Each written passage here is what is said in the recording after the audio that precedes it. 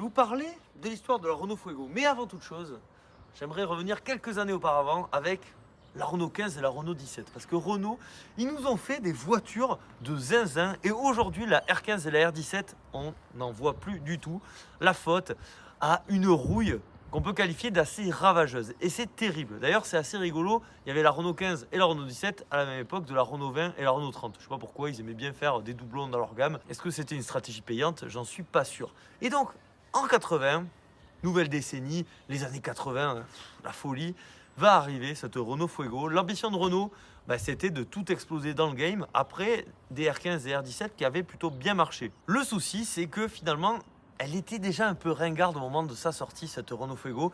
La faute à une Golf 1 GTI, puis quelques années après à la 205 GTI, qui vont rapidement la faire passer pour une voiture de bof. En plus de ça, accentuée par exemple Jean-Claude Convenant,